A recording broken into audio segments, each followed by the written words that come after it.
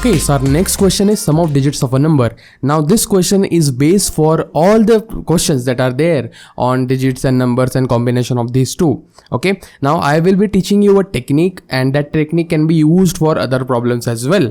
Okay, so let's look at the solution first, and I will delete this title. Okay, now let's say we have a number n equal to 153.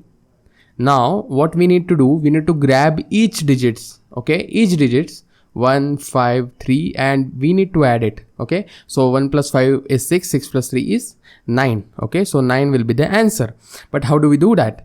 So let's say we have a number. I will drag this first. Okay, so let's say we have a number 153, right? So 3 is the unit place. We know that 5 is the 10th place, and it's a unit place, 10th place, and this is 100th place. Right or wrong? Okay, now there is a way in which you can grab this 3, then this 5, then this 1, after a certain period of time. How do we do that? Okay, let's look at it. When we divide a number, let's say 153 by 10, let's do that. How can we get it? So 10 ones are 10, then we have a 53, so 10 fives are 50, then we will remain 3. Okay, so let's look at the number here. Okay, so 15 that we got as a quotient and 3 as the remainder.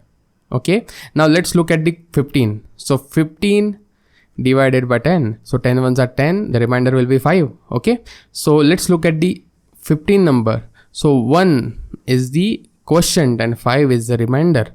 Okay, now we have number 1 left. So 1 divided by 10, 10 zeros are 0. Okay, so final quotient is 0 and remainder is 1. That is, we are able to access all the digits in a sequential manner. Now what we can do, see, we have number n equal to 153, right? What we will do, we will get this digit first. So our digit equal to the number divided by 10. So this is modulo operator, and this will give us 3 for the first time. Okay, then what we will do, we will simply replace the number by the quotient that we have, that is n divided by 10. Okay, so n divided by 10 will give 15, so 15 will be the new number. Then what we will do, we will execute this step again. Okay, these two steps are executed until our n gets 0. So n is greater than 0. Until this condition, we need to run a loop so that these two conditions are executed, and we will get 3 first, then we will get quotient 15 as a quotient, then we will get 5 as a remainder, then we will get 1 as a quotient, and at last we get 1 as a remainder, that is the digit, and 0 as the quotient. Let's look at the pseudocode right now. We have a number n equal to 153. I am defining it here, but it can be a user input. Okay, now what we can do, we can have a summation which will be 0 for the first time, because we need to calculate sum, right?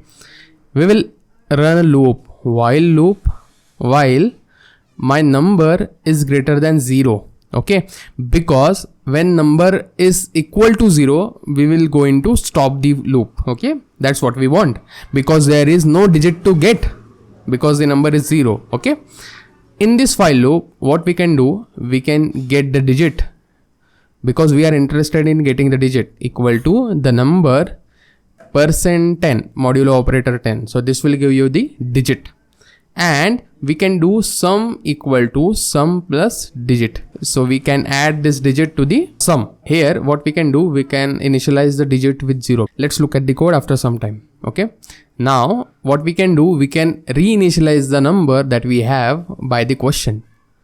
I hope you got this logic, and at last we will get the sum, that is print sum. Now let's incorporate this into actual code. Okay, now let's code sum of digits of a number, and for that we will need a number. So let's define a number, int number, and we will ask user to input that number, right?